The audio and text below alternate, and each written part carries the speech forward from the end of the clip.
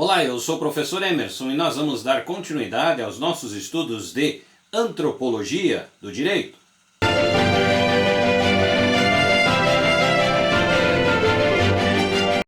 Prezados alunos, é um grande prazer estar aqui novamente com vocês e nós vamos então dar continuidade aos nossos estudos de Antropologia do Direito. Hoje estaremos discutindo a temática Magia, Poder e Direito. As contribuições do texto hoje são do professor José Manuel Sacadura Rocha, que vai trazer informações importantíssimas para nós conhecermos um pouco mais sobre essa temática. Vamos então ao nosso primeiro slide. A magia é, em primeiro lugar, o elo místico do homem primitivo com a natureza. Uma natureza possuidora de forças, reações incognoscíveis, diante das quais o homem está em relação de inferioridade.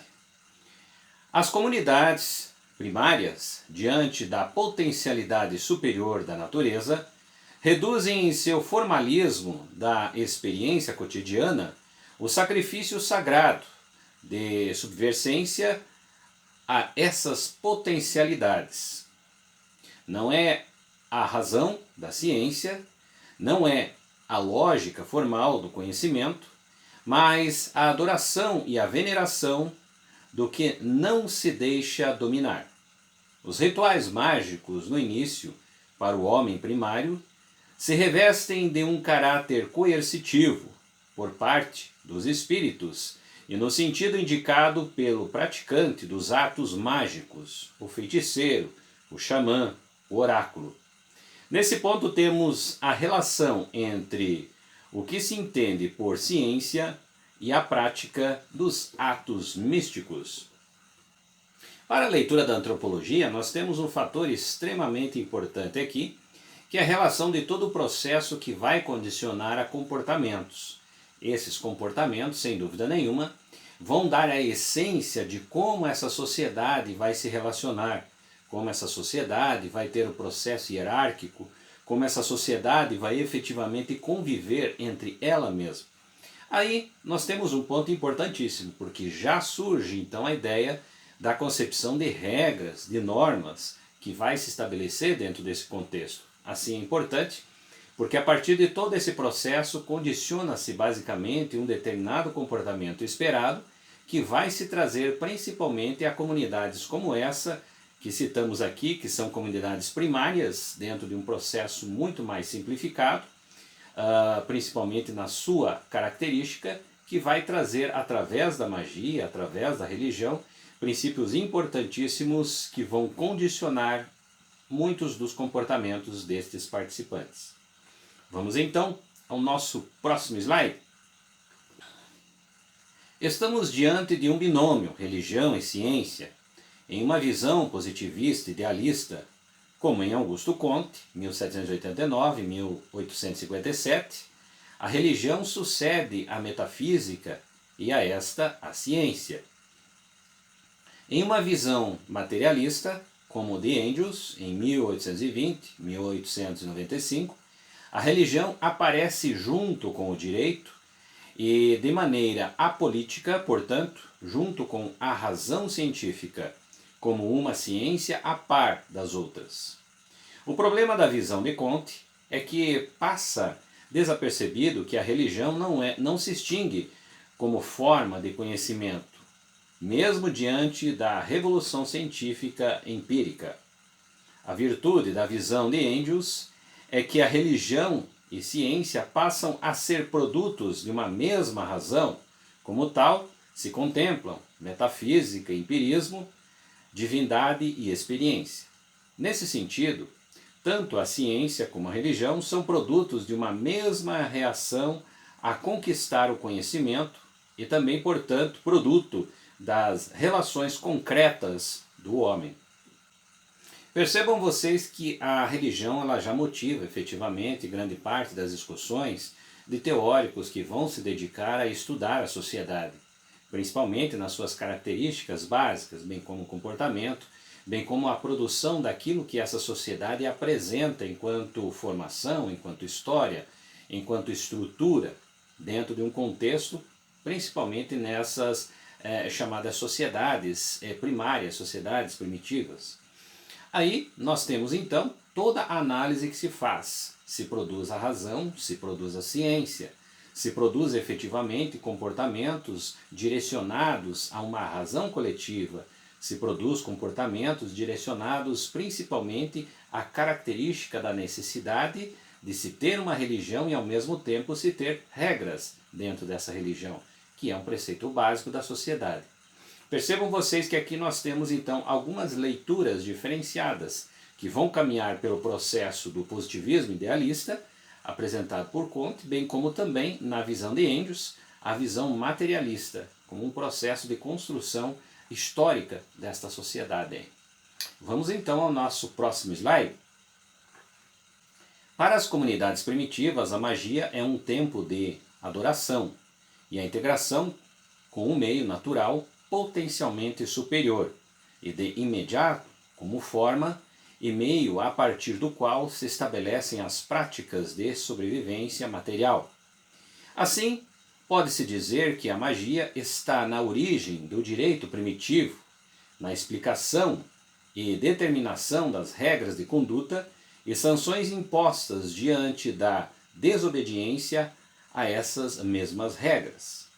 Pesquisas antropológicas têm demonstrado, em diversas organizações sociais menos diferenciadas, que a magia exerce um papel comum quando se trata de estabelecer a reciprocidade, no respeito e devoção do homem com a natureza. E por isso mesmo, a mesma igualdade entre os membros da comunidade, diferentemente de nosso tipo de organização social, que se caracteriza pela coercitividade, tanto em relação ao meio ambiente, como em relação a nossos semelhantes. Percebam vocês que aí a gente já começa a trazer efetivamente diferenças entre o que são as sociedades primitivas e o que são as sociedades hoje, no que se condiciona basicamente as regras e normas. Entendendo basicamente que a característica de uma igualdade ela é uma prevalência que você encontra dentro das sociedades primitivas, o que efetivamente é um tanto quanto diferenciado quando observamos a nossa sociedade contemporânea, que é condicionada a partir do processo coercitivo.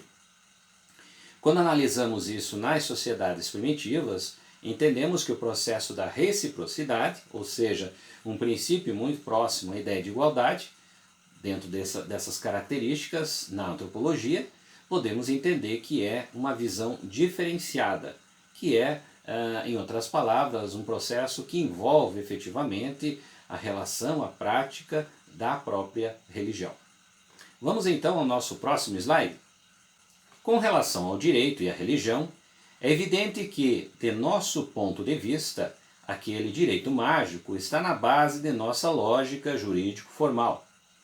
A necessidade de nosso direito formal, burocrático e de Estado só pode vir do esvaziamento do sentido de reciprocidade e da superioridade que alguém ou alguns adquirem em meio ao corpo social, escravizando pessoas que a partir de então deveriam lhe prestar reverência e obediência, pagando-lhes taxas e produzindo para satisfazer sua sede de acumulação e entesouramento, sem retribuição equânime. A etapa intermediária entre o direito mágico das comunidades primárias e o direito de nossas sociedades, como o Estado, foi, em muitos casos, o direito divino e religioso, por todas as sociedades do Ocidente e por todas as civilizações antigas do Oriente. Houve ordenamentos jurídicos com base no divino. Aqui o autor nos traz então essa relação de um processo que vai condicionar a uma perspectiva intermediária, onde analisamos basicamente então o direito vindo de uma perspectiva de sociedades primitivas e o direito que nós temos na atualidade, bem como também esse processo intermediário que se traz a partir da relação da própria Idade Média, onde você tem um condicionante muito voltado e muito próximo à religiosidade, mas ao mesmo tempo você traz uma concepção hierárquica dentro dessa sociedade que vai atribuir-se também à relação das normas e regras dentro desse contexto. Portanto, podemos entender que o direito praticado principalmente na Idade Média é um direito intermediário, que nos traz então essa condição do que foi efetivamente as sociedades primitivas para a sociedade, por exemplo, contemporânea. E aí a gente pode perceber então as mudanças que vão ocorrer dentro desse contexto quando é citado essas duas características, o que seria a reciprocidade e o que seria a coercitividade. Vamos então ao nosso próximo slide. Esse processo levou à especialização de um clero e à preponderância de um segmento social formado por teólogos juristas, que rapidamente construíam uma estrutura administrativa e burocrata que, ao saber dos interesses dos grupos dominantes, estabelece os direitos e sanções sociais a cada época. Assim, o direito e a religião, longe de ser instrumento de igualdade e justiça, passam a ser instrumento de poder efetivamente tomado como dominação social, econômica e política. O fim da magia é igualmente o fim de uma sociedade igualitária. O império da religião é a dos deuses voluntariosos usados como serviçais das elites poderosas. Quando o direito laico é posto pelos homens surgir e consolidar-se efetivamente, haverá de provar que a escrita da dominação religiosa no direito deverá desaparecer. Percebam vocês que aqui a gente tem efetivamente uma discussão que traz essa perspectiva, as mudanças, como elas ocorrem, como vai efetivamente se modificar a partir de um processo da reciprocidade, como citamos anteriormente, para o processo da coercitividade. Condicionantes esses que são importantes para nós compreendermos então esse salto que foi as sociedades primitivas e o que é efetivamente a nossa sociedade hoje, a partir de um processo intermediário que nos dá essa possibilidade de compreensão, quais as mudanças que ocorrem efetivamente.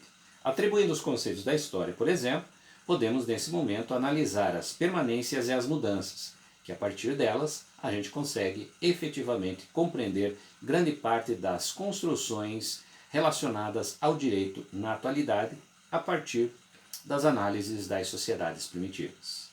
A todos vocês, espero que tenha contribuído para conhecer um pouquinho mais sobre essa área tão pouco explorada que é a antropologia jurídica. Nos encontramos no nosso próximo vídeo.